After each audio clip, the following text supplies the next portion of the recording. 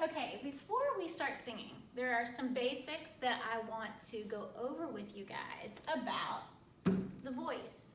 First of all, if you had me in 6th grade, we talked about this last year in our unit on voice. If you didn't, it's okay. If this is a class and you've been singing with me for the past 4 or 5 years, you already know some of these things that we're going to talk about. I always talk about them at the beginning of the year again. If you're brand new to choir, that's great. I'm glad you're here. What we're going to do is we're going to do a basic introduction about the voice. First of all, I'm going to talk to you about range. And if I've written anything on the board, what I'd like for you to do is I would like for you to copy these notes down in your choir binder. Remember, I showed you that there needed to be a space for you to take notes. So that's exactly what I want you to do. I want you to put these things into your choir binder so that we can reference them in the future, and if I need to give you some kind of an assessment or you need to use them in some other way, you can do so. So if you don't have your binder yet, just come back and do that once you have these things. Okay, first of all, with the range. Range is a very important term in music, and we can apply it to the human voice and we can also apply it to instruments. Range is the lowest to highest pitch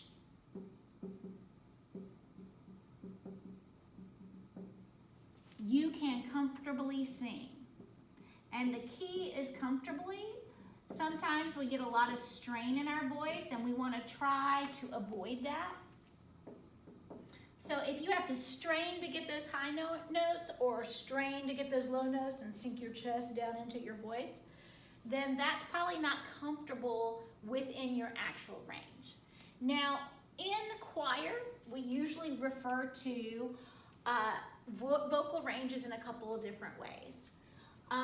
Usually, we refer to the highest vocal range as the soprano, okay? So that's usually the one that's the highest. Below that, we have one called the alto. Now, in high school, we typically have females who are sopranos and altos. In middle school, we have males and females that can be sopranos and altos, particularly because males, their voices haven't changed yet, okay? Then the other two vocal ranges that we talk a lot about in choir are tenor and bass, okay? Now, typically in high school, once again, we have guys that are tenors and basses. In middle school, we'll have some 7th and 8th grade guys that are tenors and basses. But the guys usually start up here as sopranos and altos along with the females. And then as their voices drop, as they go through puberty, they move down into the tenor and the bass section. And in fact, our voices can change on up through high school. Okay, I have had guys at the high school that were singing alto for me, and then they move into tenor, and some of them will stay tenor, and then some of them will end up in bass, right? And then I've had females whose voices have changed as well. In fact, the female voice can change on up until you're in your 20s, it can change. So these are the higher and the lower vocal ranges or vocal parts typically for female, but remember in middle school that we have males and females as sopranos and altos. And then the tenor and bass are typically the higher and lower vocal ranges for the male voice. Now, sometimes we do have female tenors. I've never run across a female bass before, but there are lots of things that play into this, not just the lowest to highest pitch you can comfortably sing, but where the most comfortable part of your range is. Some of us, our voices are very, very melodic, very fluid, very open in the higher ranges, okay? And some of us have what we call more resonance or vibration in those lower ranges. So we have soprano, alto, tenor, and bass. Now sometimes you might have someone refer to themselves as a mezzo-soprano. And by the way, for those of you that can remember what mezzo means, it actually means medium in Italian. And soprano is high. So mezzo-soprano is a medium-high voice. And that would be a person whose vocal range is somewhat in between an alto and soprano, okay? Then we have also a vocal range that's below alto, and it's called a contralto, okay? And so the contralto can get even lower. Remember, this person is not actually a true tenor, but they're a contralto. They can get a little bit lower. With tenor and bass, we usually sometimes hear about a baritone, which is the vocal range in between tenor and bass. Okay, it's medium. You would assume that it would be mezzo tenor, right? But no, we call it a baritone. And there's also something that's the higher vocal part above a tenor called a countertenor. In fact, they can get on up into the mezzo soprano range, okay? But we usually don't hear very much about the countertenor. So I'm gonna erase that one. But the four main ones that we talk about are soprano, alto, tenor, and bass. And in fact, if you're singing in a choir where we have those four voice parts, you'll see that referred to as SATB. And that stands for soprano, alto, tenor, and bass. If you ever have a soprano alto or an SA piece, that's a soprano alto piece. And we can also have TB pieces, just like this, that are tenor and bass pieces. Now, what's even more interesting, and this applies mainly to my high schoolers, though we sometimes come across it in middle school as well, particularly with 8th grade, each of these four vocal parts, soprano, alto, tenor, and bass, can be further divided into two vocal ranges, okay? So for soprano, sometimes we split that part up into a soprano 1 part and a soprano 2 part. And just what that means is if you're singing along in a song and you come across, your vocal part comes across to where there are 2 notes, the soprano 1 takes the higher note and the soprano 2 sings the lower note. And we can do that with the altos as well. In fact, when we audition at the high school level, oops, that's alto. When we audition at the high school level for some of the choirs that we do, like district choir and some of those things, you will register and sing as an alto 1 or a tenor 2 or a bass 1 or a bass 2. So remember, a soprano 1 is a little bit higher than a soprano 2. An alto 1 is a little bit higher than an alto 2. We could have a tenor 1 and a tenor 2.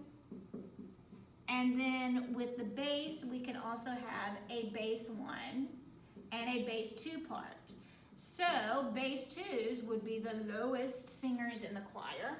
The soprano 1s would be the highest. And so usually at the high school, I split us up according to that. Soprano 1, soprano 2, alto 1, alto 2, tenor 1, tenor 2, bass 1, bass 2. At the middle school, I typically split us up according to soprano, alto, tenor, and bass. Now, one of the reasons that we're talking about is usually at the beginning of class, I usually go in and we do what I call a range check, where I listen to you and we try to figure out your most comfortable range, where your voice resonates the most, and have you sing soprano, alto, tenor, or bass. But starting virtually, that kind of complicates the issue.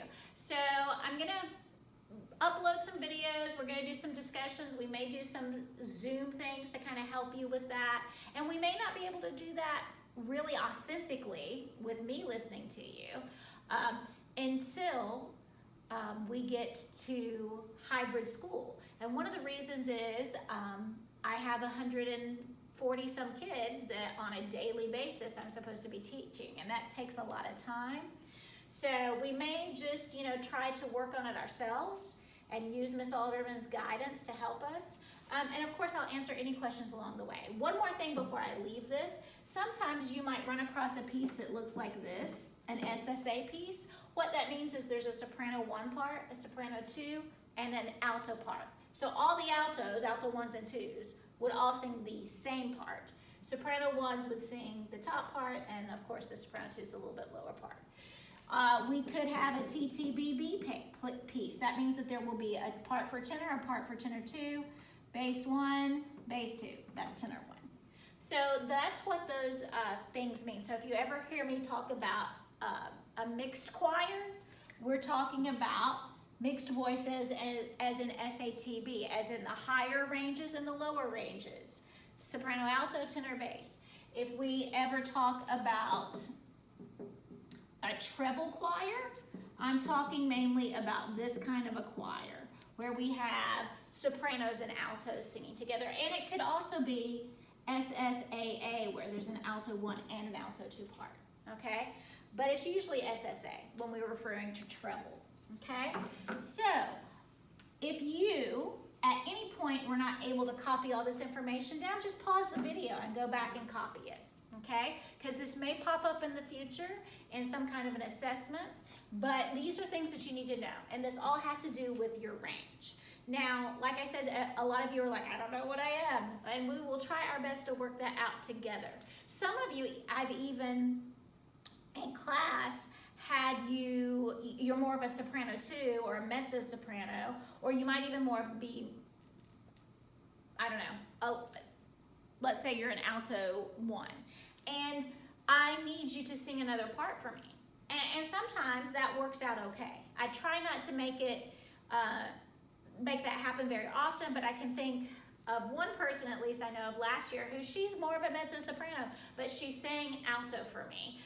She wanted that extra bit of a challenge, and she did have a wide enough range, even though her resonance put her primarily in the mezzo. So anyway, don't worry about any of that, but we're gonna work on this together. Now, the other thing that I want you to take in mind, or keep in mind, is something called register. And register has to do about either placing your voice in your head or placing your voice in your chest when you sing, okay? So register, and it has something to do with resonance, where that voice is resonating in your body, whether it's down here or up here. But we're going to talk about head register, or what we call a head voice. Okay, you're going to use your head voice in your range when you're singing higher pitches. Okay, and then you are going to use your chest voice or your chest register singing those lower pitches. Okay. And a lot of times, especially when I get new singers, we have trouble doing this, flipping back and forth between our head voice, which is me using my voice up here, even though I'm not singing right now. I flip my voice up into my head, or my chest voice right here, which is where I'm putting my chest. So there's a difference between your head voice and your chest voice. And there's something really interesting in our voices called a break in your voice. And that happens in between your head voice and your chest voice. If you're singing a scale and you get to a point, you start with the lower pitches and you get to a point in your voice where it's straining and uncomfortable, that's the break in your voice, and that's your body telling you, oh, I need to pop up into my head voice. So like if I were singing a scale and I started low, do, re, mi, fa, sol, la, ti, do. I have already flipped into my head voice to get me up into my head register, to make those notes more reachable, to make them more comfortable. Let me do that again. Do, re, mi, and right now I'm getting a little bit of strain. Fa, sol. About there is when I pop it up into my head voice, so that it's nice and light, and I can get to those pitches easier. La, ti, do, re, mi, fa, sol, la, ti, do. And that's about as high as I'm going to get today. But I wanted to give you this basic introduction before we started singing, before we started doing warm-ups or those kinds of things, so you'll have a little bit of background. And I want you to play around with your vocal register. You can walk around talking like this, and then you can also go around talking like Minnie Mouse, but you need to realize that that's not your singing voice. This is your singing voice. This is your singing voice. So there's a difference between those two things, okay? So again, I wanted to make you aware of these. Make sure you're copying them down in your binder, and we're going to move on to the next thing.